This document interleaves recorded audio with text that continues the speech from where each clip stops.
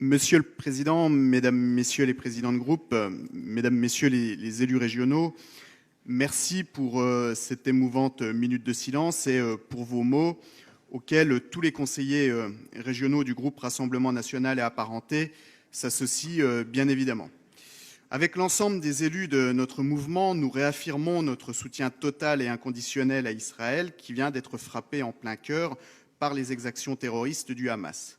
Nous envoyons un message d'amitié à son peuple qui souffre dans son âme après ces abominations. Nous pensons aussi à ceux qui, en France, s'inquiètent pour leurs proches. Nous le faisons sans nuance et sans réserve et nous appelons chacun à le faire de la même manière que nous.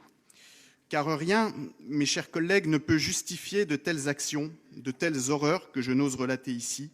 Rien ne peut justifier de tels agissements et le retour des pogroms. Rien ne peut justifier la traque de personnes âgées, le viol ou l'assassinat de mères de famille ou encore la décapitation de bébés uniquement car ils étaient juifs. Rien ne peut légitimer le terrorisme car c'est bien de cela que nous parlons ce matin. Et en France, malheureusement, nous ne connaissons que trop bien celui-ci. Avant de tuer plusieurs milliers d'Israéliens, il avait déjà tué dans notre pays. Nous pensons bien sûr à Charlie Hebdo, au Bataclan, à la promenade des Anglais à Nice, au Père Hamel, mais également à l'attentat du marché de Noël de Strasbourg en 2018. Ceux qui refusent de qualifier le Hamas d'organisation terroriste, malgré les actes barbares et le recours aux méthodes de Daesh, font une faute qui n'est pas uniquement politique, elle est lourde et morale. A l'inverse, pour nous, responsables politiques, des leçons sont à tirer. Il est temps de mettre fin au pas de vague qui ne sert que des intérêts électoraux de court terme et le clientélisme. Il est urgent de mettre fin à toute forme de complaisance, qu'elle soit active ou passive, avec l'islamisme. On ne peut pas encourager la construction de mosquées tenues par les frères musulmans, défiler avec le CCIF, accueillir Salah Hamouri à l'aéroport ou s'afficher avec Jérémy Corbyn quand on est élu de la République, et je pense ici à la France insoumise.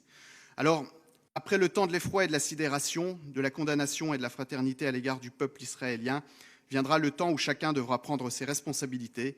C'est notre rôle, notre devoir.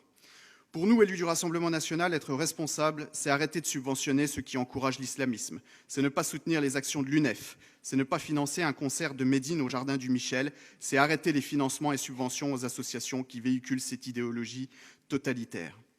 Tous ceux qui refuseront d'ouvrir les yeux, de prendre conscience de tout cela, qui renonceront, qui ne feront pas leur examen de conscience ou continueront de participer à des alliances électorales avec des formations qui sont désormais hors du champ républicain, devront en répondre politiquement. Ici aussi, nous appelons certains élus à prendre leur distance avec les déclarations douteuses, avec les élus qui se déshonorent chaque jour un peu plus, à se désolidariser de ceux qui se compromettent en justifiant, atténuant, excusant ou encourageant parfois l'antisémitisme et l'islamisme.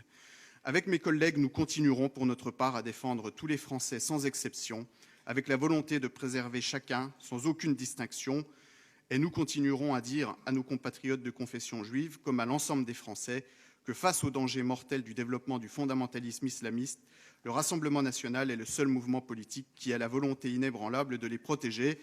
Voilà le message que nous voulions faire passer en ce début de séance plénière. Je vous remercie.